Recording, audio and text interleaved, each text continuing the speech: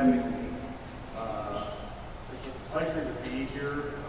I went to school at the University of Cincinnati and had a lot of friends in Kentucky and Tennessee. And I was in a word study program where I would be one quarter of school in Cincinnati and one quarter in Houston working for the space agency. And I would drive down Interstate 75 and pick up 40 and drive across Tennessee on my way to Houston. And it's so nice to be back. I've never been in this part of Tennessee before, but we're having a terrible drought in California, so it was actually raining last night. It was so exciting.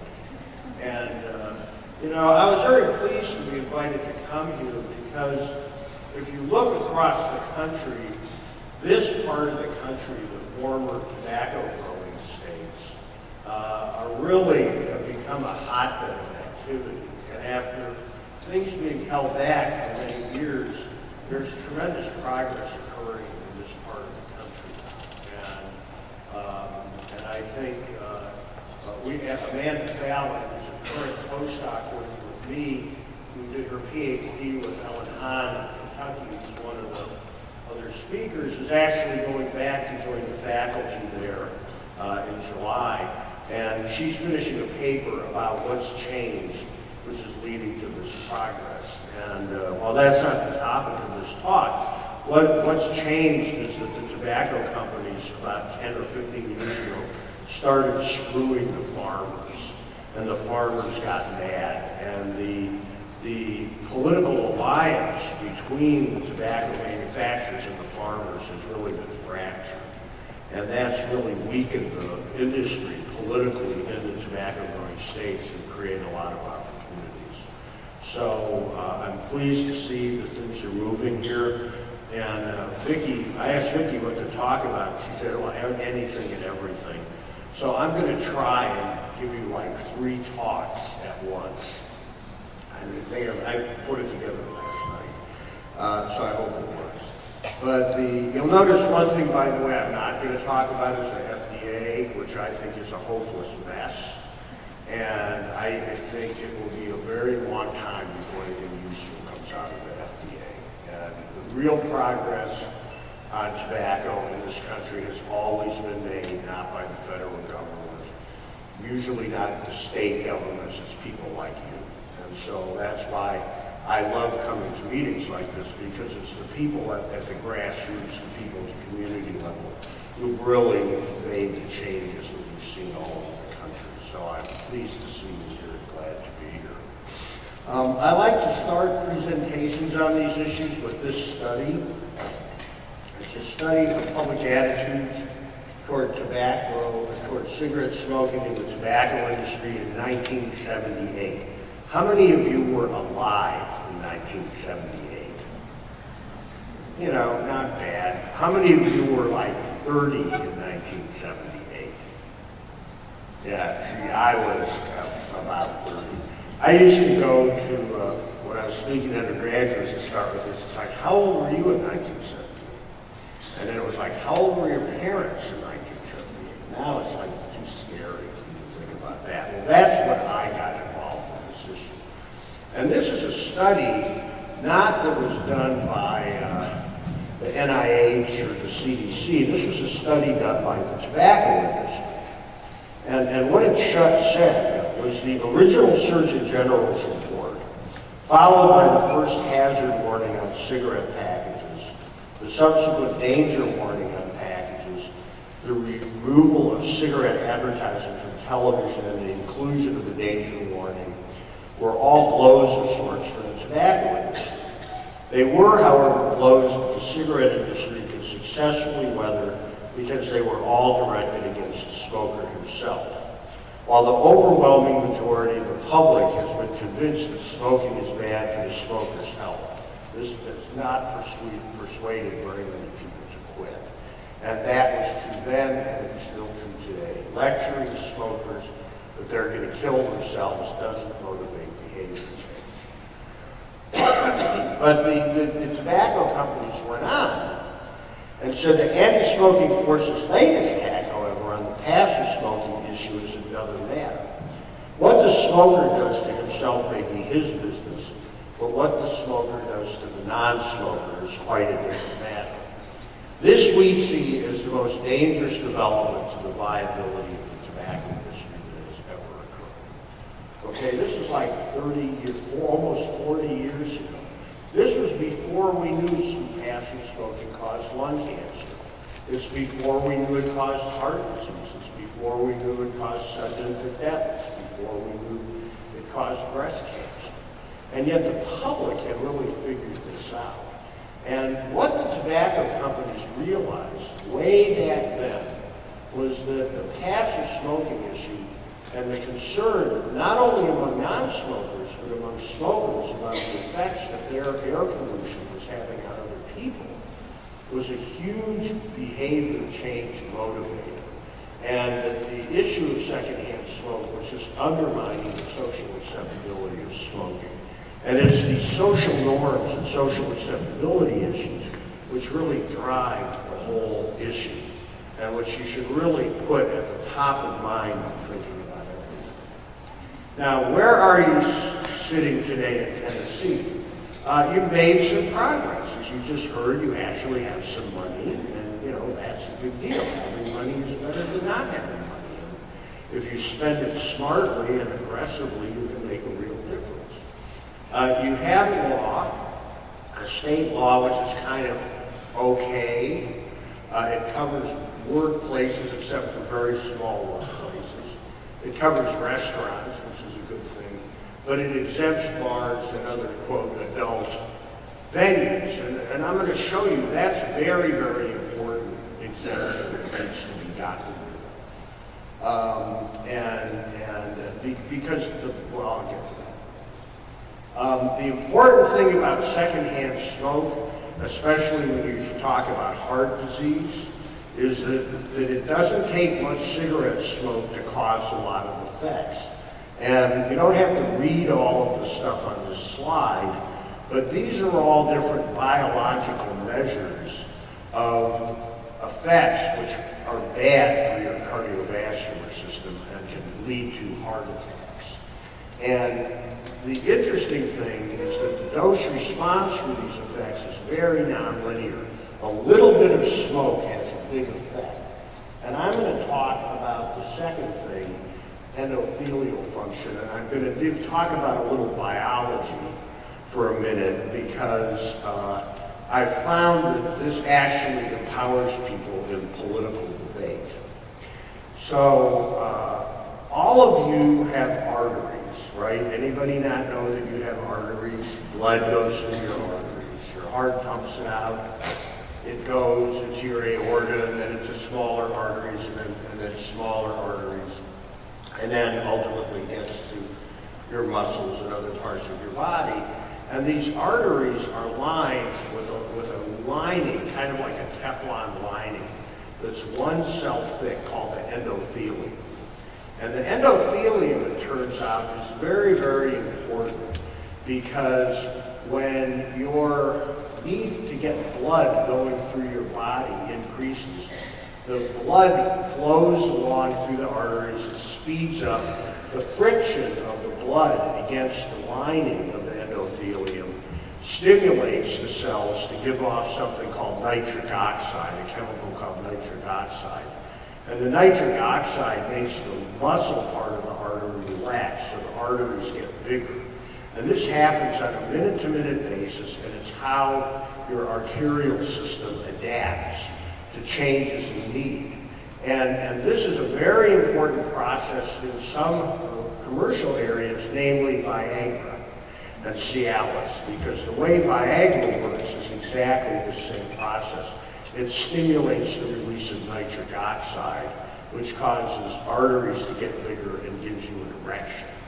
And so the way to think about secondhand smoke is it's kind of like anti-Viagra because it shuts that process off. But it also actually damages the endothelium. And your endothelium is constantly, again, it's only one cell thick, and it's constantly being damaged and repaired. So here's the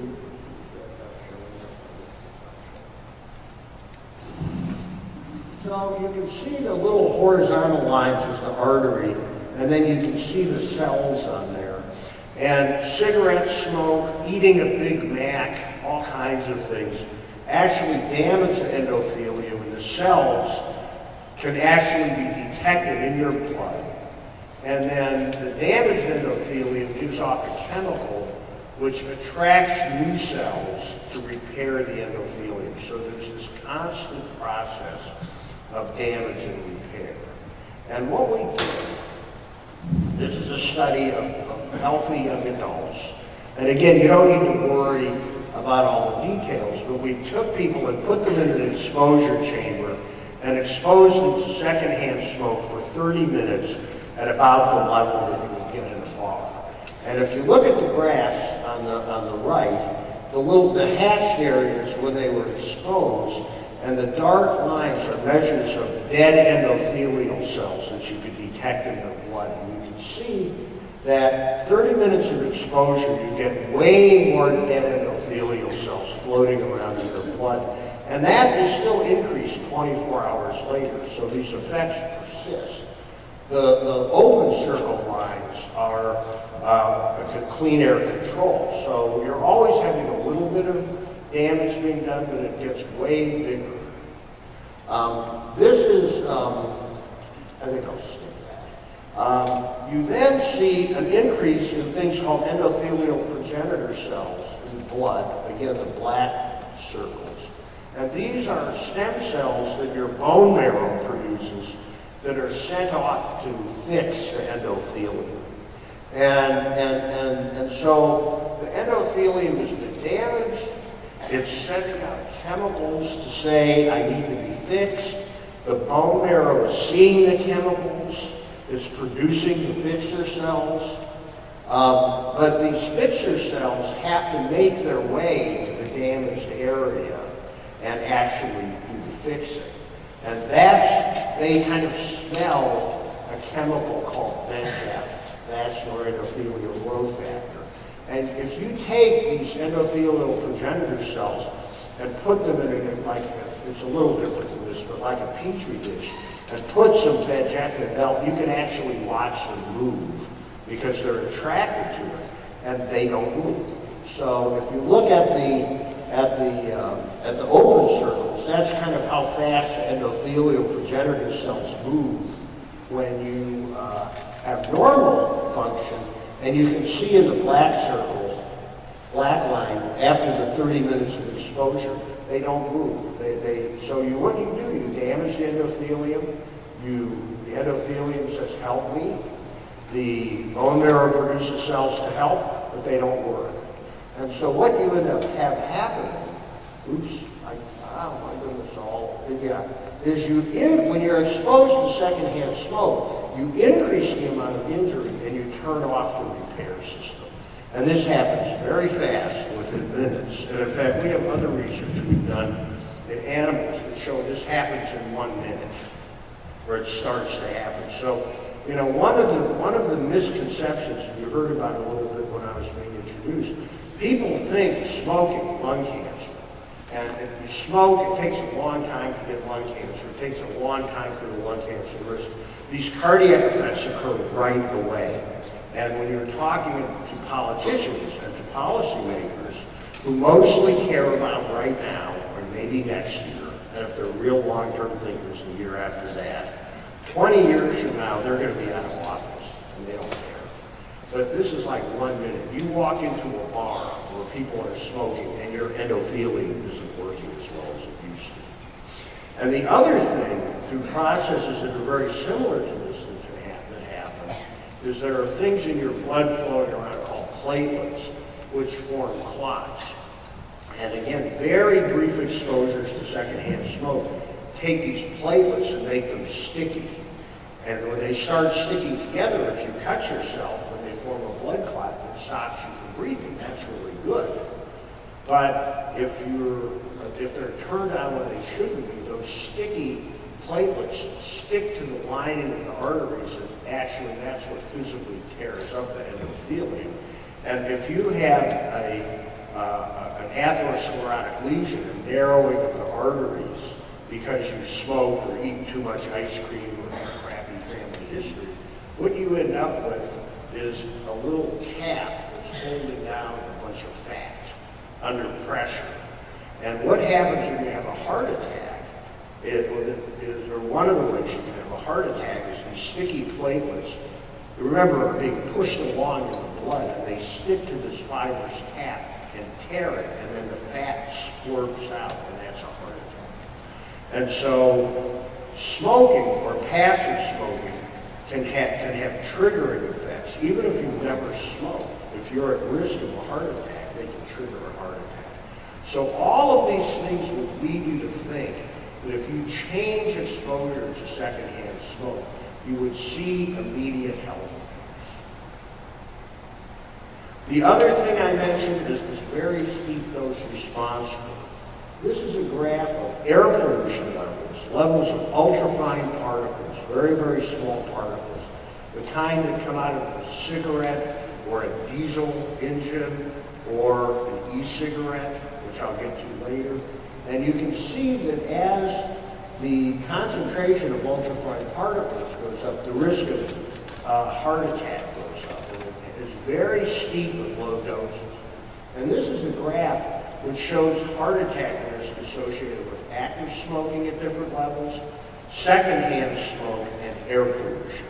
And you can see they all pretty much fall on the same line. And so these ultrafine particles, which trigger inflammatory processes, are probably one of the really important reasons for all these heart attacks. So, as I said, you would expect, based on all this biology, that you would see a big change when you got rid of secondhand smoke. And this is a study we did in Helena, Montana. And, it's kind of far from Tennessee. Tennessee, you know what that is. Montana's up on here, Canada, the border there. It's a very sparsely populated state. The capital, which is Helena, passed a 100% no smoking ordinance. And there's one emergency room in Helena. And the nearest other emergency room is 65 miles away. So, I met a couple of physicians who worked at the Helena Hospital, and they had the impression that after the smoking law took effect, heart attacks dropped. So we went back and looked at the evidence. And what this is, the red lines are the number of heart attack admissions at the hospital for people living in Helena. And then you can see that when the law took effect, there was a huge drop in heart attack admissions.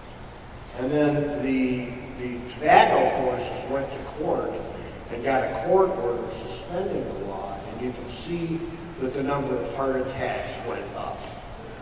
And the white bars are people admitted to the hospital who didn't live in Helena, who came from the surrounding area.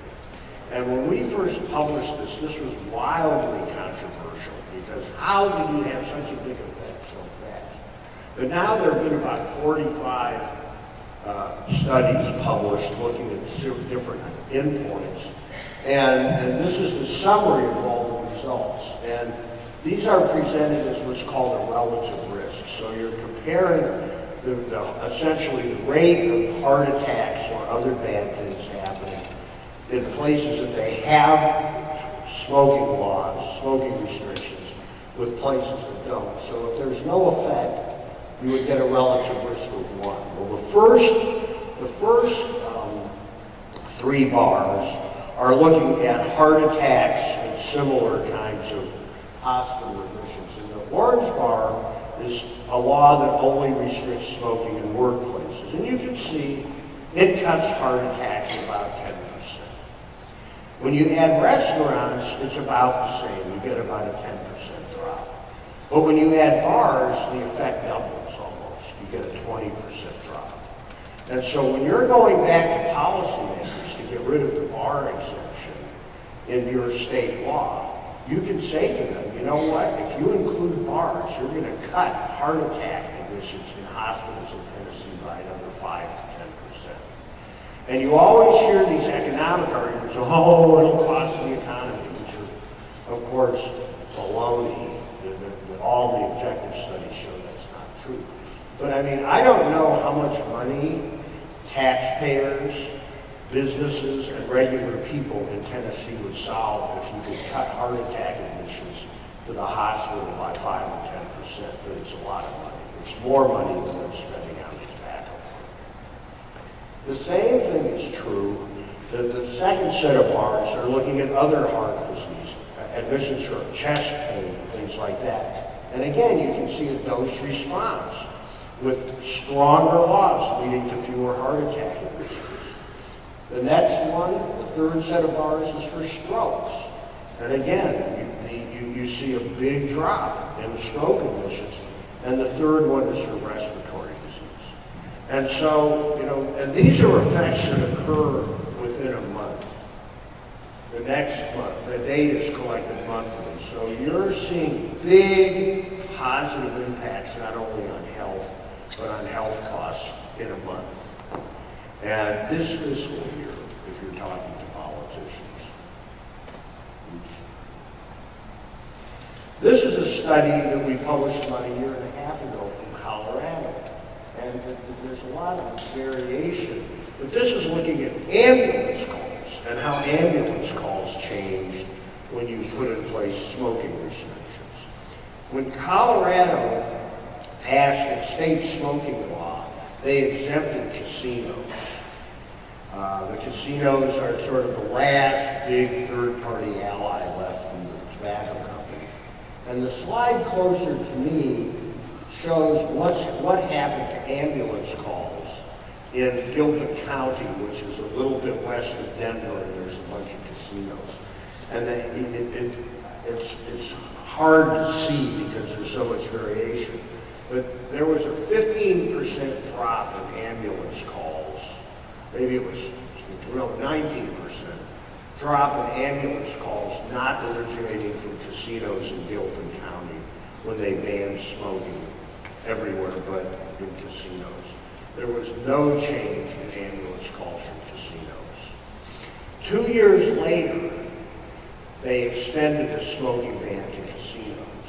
There was no change in the ambulance calls coming not from casinos, and there was a 19% drop in ambulance calls from casinos. Okay? So if you could do something that's going to drop your ambulance calls, which at least in Colorado were paid for by taxpayers, that right now, this is like not 5 years from now, not 40 years from now, it's like the next month. So these are big measures with immediate health benefits, and they're things with big economic implications. And so I think the message that you need to send to your policymakers is those exemptions in the Tennessee law are sending people to the hospital right now.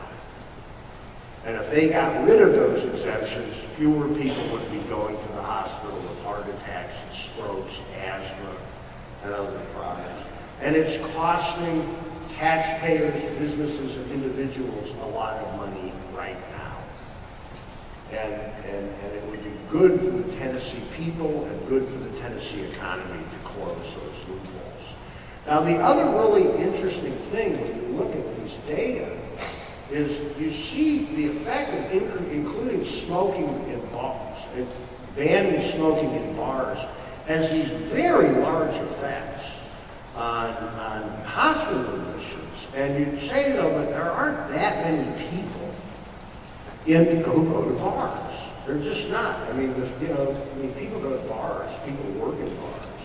But if you look at what fraction of the total population goes to bars, it's very small at any given time. So why would you get these huge changes? And I think it has to do with social norms and social acceptability.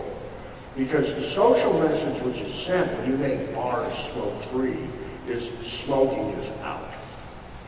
And I think the effects that you have by having bars, and I don't know if we have casinos here or not, but casinos, you smoke-free, the effects extend way beyond the fact that you're now protecting people who work in bars and people who go to bars.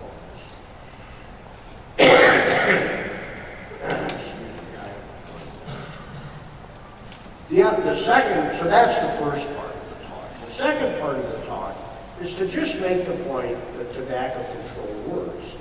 And you know, as you heard, money is tight, but the benefits start immediately. And I've already shown you some of them.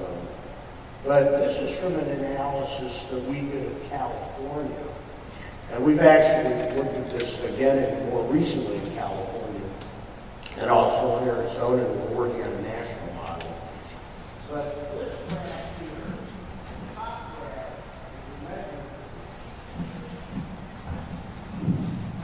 the top graph is a measure of smoking prevalence in California over time. Our state anti-smoking program started in about 1989, 1990. And the dark line is our statistical fit to what actually happened. And if you look at the light line that's above the dark line, that's what we think would have happened without the anti-smoking program. So there's less smoking now than there would have been without all of this clean indoor air activity and strong media campaigns and things like that. The bottom graph is a plot of healthcare expenditures per person in California. And you can see those have been dropping, and they're substantially below what we would have predicted based on what was happening in the rest of the country. And when you oh no, the second one, I'm sorry, this is a graph of cigarette consumption. And you can see that it's dropped a lot more than you would predict just based on general trends and price increases. This is a graph of healthcare costs. And you can see that healthcare costs per person are way below where they would have been had we had no program. And if you look back at the beginning, you can see that while there's a huge difference out in 2008, that the two lines start diverging in about 1992, which is a year or so after the program started. So you're starting to see these healthcare benefits very quickly. And this is a plot of the annual benefits when you take those per capita numbers and inflate them up to the whole population. The dark line is our best estimate, and the band around it is the confidence interval. And you can see that by 2008, which was 15 years into the program, we were saving about $50 billion, about $25 billion a year in healthcare costs. And this is on a program that costs about $100 million a year. So the return on investment that you get by going in with an aggressive tobacco control program are large. And again, the benefits started to appear, the economic benefits started to appear almost immediately. And the California campaign has never focused on kids. The general mantra of our health department is that kids smoke to look like adults, and if you want to get the kids, go after the adults, and you get the kids for free. And the messaging which is used is predominantly secondhand smoke and social denormalization, and going after the tobacco industry and exposing the tobacco industry. Because kids don't like to be tricked, adults don't like to be tricked. And this is just a little data showing that these industry denormalization ads work. This is data from the American Legacy Foundation, which runs the Truth Campaign, which is a youth-oriented campaign, but it's done in a way to also interest adults. And you can see that the more exposure kids got to the Truth Campaign in this study a few years ago, the lower the smoking rates. This is a study we did looking at young adults 18 to, I think it was 25 or 27 years old. And we asked them, we did two studies actually, one in California, one nationally, and we gave them three statements. Taking a stand against smoking is important to me. I want to be involved in efforts to get rid of smoking, and I'd like to see the cigarette companies go out of business. And if you compare people who answered yes to those three questions to people who answered no, among current smoking in California, the young adults who were very anti-tobacco industry were about 15% as likely to be current smokers as the people who didn't. So when you buy a cigarette, you're affiliating with a cigarette company. When people don't like those companies, they don't want to affiliate with them. And nationally, where there hasn't been the kind of anti-industry messaging in most places that we've had in California, it still cuts smoking by almost 2/3, which is a gigantic thing. And if you look at intention to quit, the young adults who had anti-industry attitudes were almost 5 times more likely to intend to quit, and that was true nationally too. So this industry denormalization message is a very powerful cessation and prevention message. So the message I think that you should be using in your campaigning is that all tobacco products are dangerous, and the companies manufacturing and promoting them are endangering public health and shouldn't be considered respectable businesses. Now, I know that's a hard message to sell. You know, you're in Tennessee, they still have a few farmers left, although they don't like the cigarette companies. It's even a hard message. I mean, it's just been a pitched battle with the politicians in California to keep this message alive, but it really does work. So that's the second part of the talk. And then what about e-cigarettes? And you're going to have a whole session on e-cigarettes, and I'm going to talk about this a little bit because we talked about it last night, and also I don't want every single person to go to the e-cigarette session, because there's other interesting, but not that I don't love you, George, but there's a lot of good sessions. So when I've been sort of dragged into the e-cigarette argument, and one of my very favorite movies of all time was Back to the Future. And anybody seen Back to the Future? Okay, well, for those of you who haven't seen it, it's about a teenager who gets in a DeLorean, a car, and goes back in time and meets his parents when they were in high school. And the whole plot is about trying to get back to the future, to get back to his time. And I really feel like I've gotten in a DeLorean and gone back to the 70s and the 80s when you're talking about e-cigarettes. I mean, it's all the same arguments. Freedom, and they're not bad, and how do you know they're bad? And you're just for big government and a nanny state, and you're hurting the economy and freedom, and, you know, I mean, it's just like infuriating and crazy. But the first thing you gotta know about e-cigarettes is most of the e-cigarette companies are now owned by cigarette companies. The only big one that's left that isn't owned by a cigarette company is Enjoy. Every single one of them are now owned, of the ones of any size, are owned by cigarette companies. And if you read what the Wall Street analysts say about the e-cigarette business, they're saying that the cigarette companies are going to manage e-cigarettes to keep people smoking cigarettes. Because e-cigarettes they're profitable, but they're not nearly as profitable as a pack of cigarettes. And, you know, when reporters call me up and say, is puffing an e-cigarette as bad as puffing a cigarette? My answer is no. A puff on an e-cigarette is bad, as I'll show you, but it's not nearly as bad as a cigarette because you're not burning the tobacco. But the main health effect that e-cigarettes have is keeping people smoking cigarettes. They're being aggressively marketed to kids with flavored cigarettes and flavored tobacco products, just like the flavored smokeless products, little cigars. And I mean, people I know who are like e-cigarette enthusiasts claim that that top set of ads is directed at middle-aged smokers who want to quit. And I just think that's ridiculous. You just have to talk to some teenagers who know that that's really directed at. They're being put in stores right next to the candy. They're being put in stores that grown-ups go to, like Costco, right next to the medicines. So these are good for kids. These are health products. They're being promoted as a way to circumvent smoke-free laws. And again, the smoke-free laws are having huge effects, not only in protecting people from secondhand smoke, but in motivating smokers to cut down on with. And of course, they're being sold with sex. These are Playboy e-cigarettes, which at least for people my age, that used to be where they had lots of sex.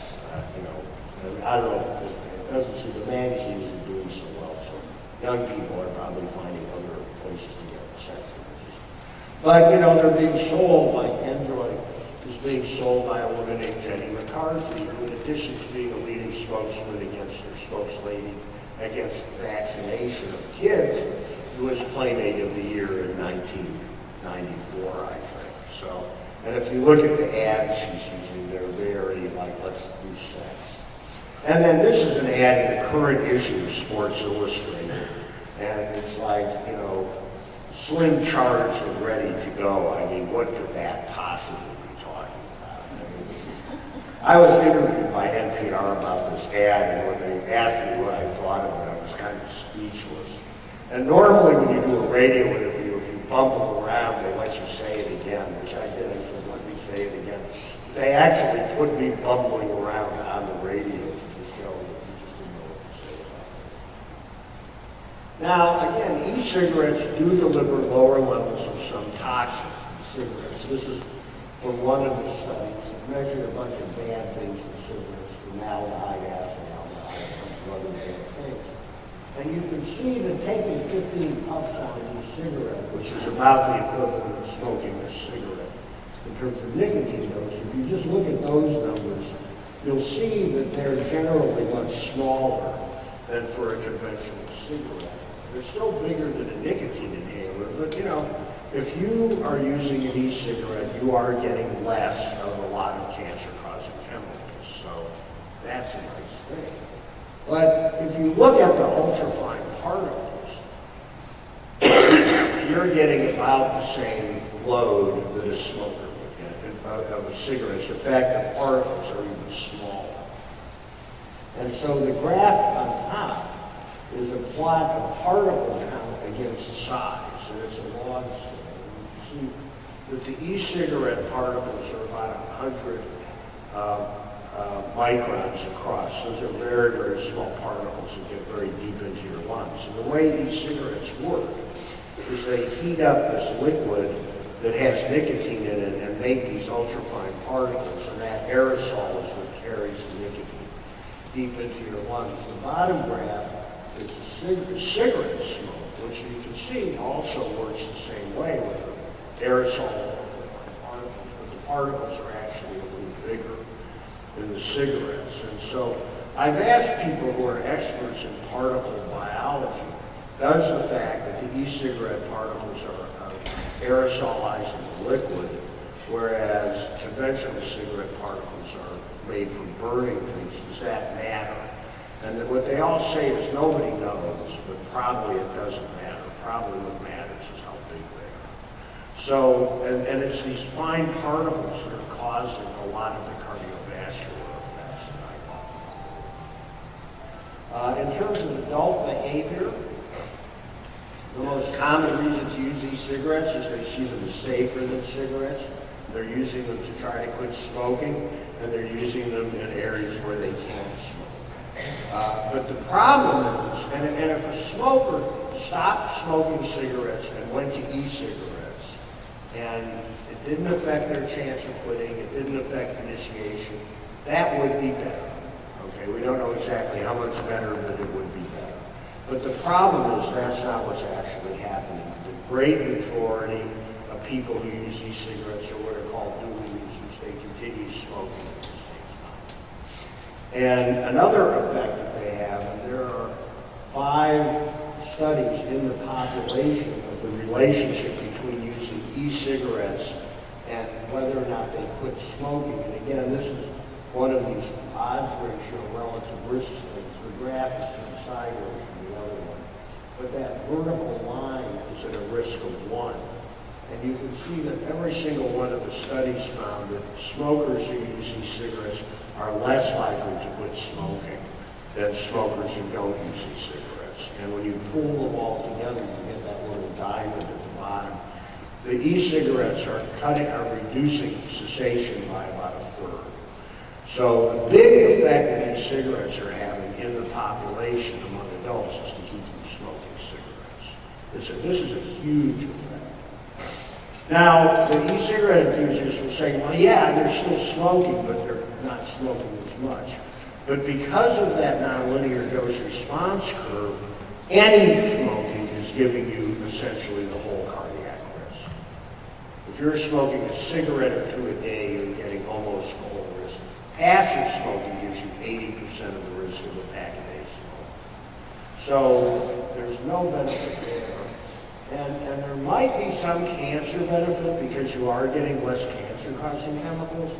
But the most recent research on cancer shows that how long you smoke is important as well as how much you smoke. And to the extent that e-cigarettes extend the length of time you're smoking, that's going to continue accumulating cancer risk.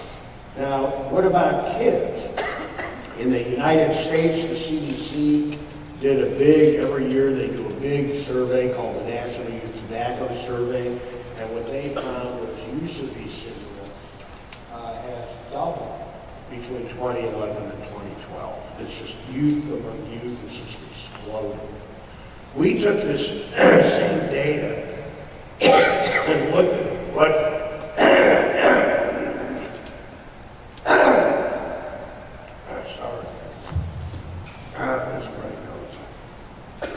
and looked at kids who experimented with cigarettes. And the definition of an experiment is somebody who smoked one puff of a cigarette. And so we asked, does e-cigarette use affect the likelihood you'll go on to become an established smoker, which is defined as smoking cigarettes? Kids who use these cigarettes are 8 times more likely to go on and become established smokers. And to reach 100 cigarettes and to be current smokers. So it's a huge effect.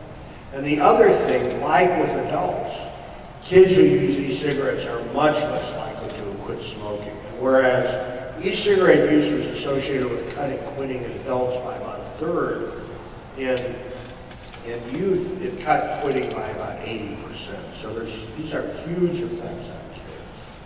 I think I'll skip this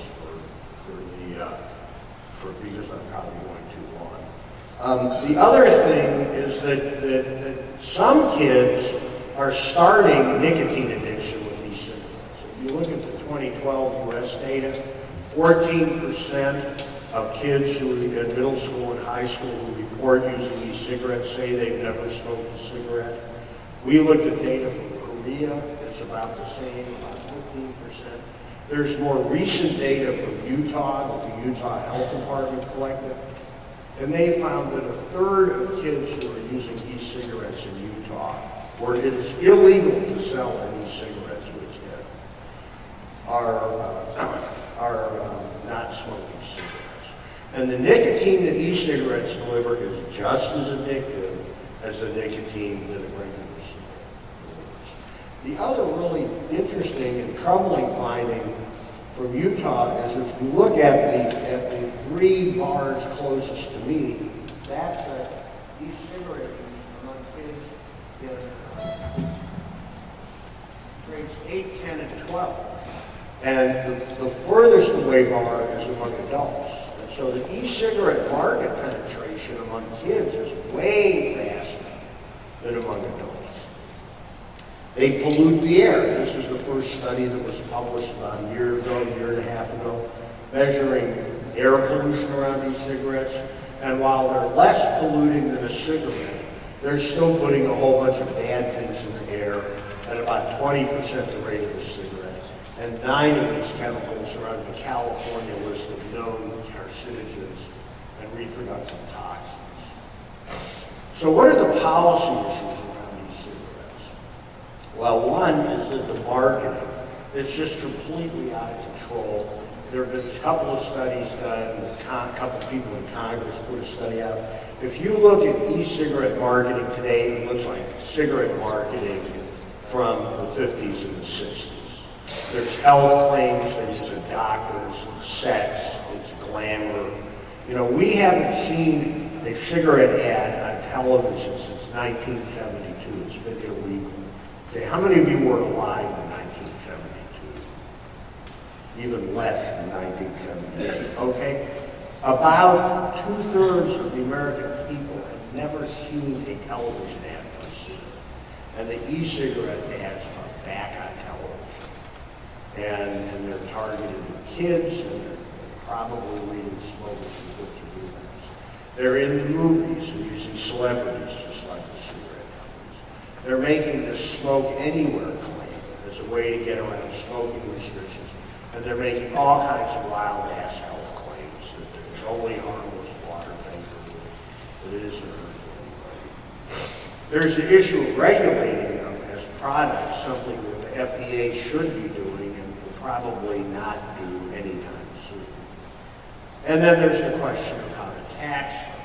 And so far, there's only one state, Minnesota, which is taxing these cigarettes, but they should be taxed. And again, I think one of the critical issues is where can we use them?